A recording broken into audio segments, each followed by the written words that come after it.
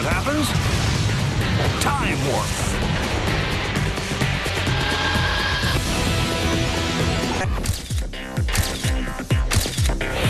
Martin Waugh has spent years photographing one thing. How's that? Focus first. Water droplets. His still photography exposes a hidden world frozen in time. Absolutely familiar and so very strange. Martin has mastered, and how, the art of freezing images pretty close. In time. That's pretty close. A lot of now he collaborates with our guys. And that's it. right there. To turn poetry into motion. Spot. Seriously, no one walk for the next minute if you're within 5 feet of the table. All Martin has to do is provide the water and some colored lights. I think everything looks great. I like it. Okay. I'm going to present you your first high-speed video droplet. Excellent. There it is. Yeah. Small splash. Oh, yeah. I've never seen this in my stuff. This is great. So we can see the whole process. Let's just put that right back to the beginning and check it out again. The droplet digs out a crater, which forms a crown, or coronet. The crater acts like a spring stretching out. The surface tension of the water pulls it back and upwards into a column or jet. Now, Jeff and Martin prepare a pan with water only 1/16 of an inch deep. You would expect the crater and jet to be smaller because the water is shallow. Get a little bit of a jet coming up, but not near so much as you do in the deep pool. Right, because it really has to dig out a crater to build up the momentum to carry it back up. Now, let's look at the two droplets side by side. The energy stored when the droplet falls into the deep pan results in a higher column. My supposition has been that it's that the energy of the explosion is going outward, but the surface tension is stopping it, and so sort of running into this rim that's holding it in place, bunching up in the waves. I mean, it's worth saying that that's why these coronets happen.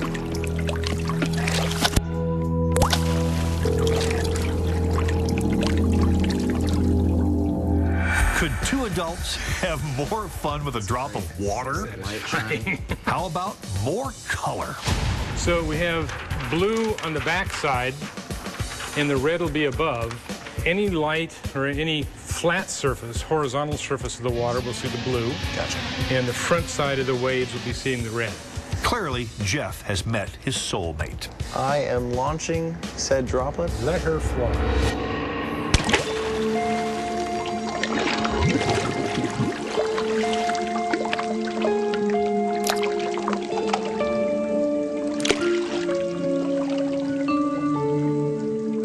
Look at that red stand out. That helps so much. Yes! Oh, man, that's amazing. Beautiful. Look at that. It's flower pattern. Yeah, and the red standing out so well. It really helps you get a sense of depth that we didn't have on the first shot. Yeah, but this makes it really stand out. That is one drop of water. Yeah. And it all pulls back up. Right in the center, kaboom. And a huge tower. Equal and opposite reactions. Yeah, right? Newton's laws never look this good. Right. If there was no surface tension, everything would just go infinitely outward. Right. You can write out the equations, but you're never going to expect that it's this beautiful. Now, say what you will, this is more aesthetically pleasing than Jeff and Matt dancing around in a vat of cornstarch. More pleasing, but same Newtonian science.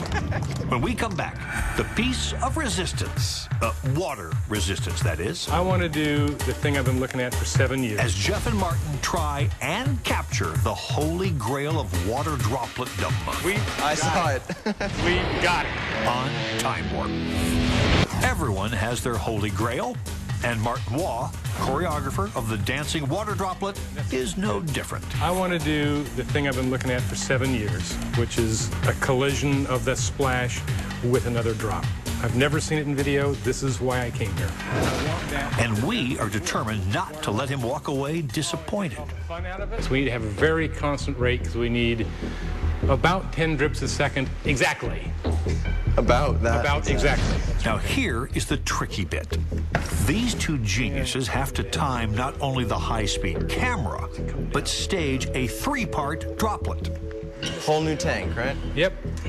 First, a droplet that hits the water, then the droplet bouncing up, and then another drop timed to hit the bouncing one. Part of the trick is I want to get a steady stream of drops about 1/10 of a second apart and take a picture of just the first two. Yeah, this seems like an awful lot of work for not very much, but if you're okay with this, let's humor these guys. Boy, it doesn't take much. I raise it up just ever so Yeah, slightly. now it's way too fast. Okay, ready? Done. Okay, first drop. Coronet. Takes a while. Falls back. Up the spike comes. Wow, they did it! Every day, billions of people depend on water to live. They interact with it. It rains outside, and there's millions of drops hitting the ground. Every single one of them is doing this.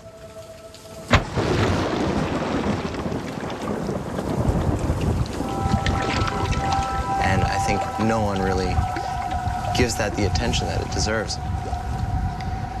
That is unreal.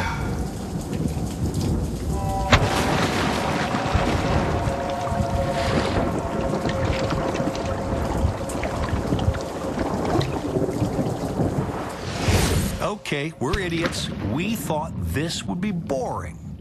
It is not. It is art. It is science. It is amazing.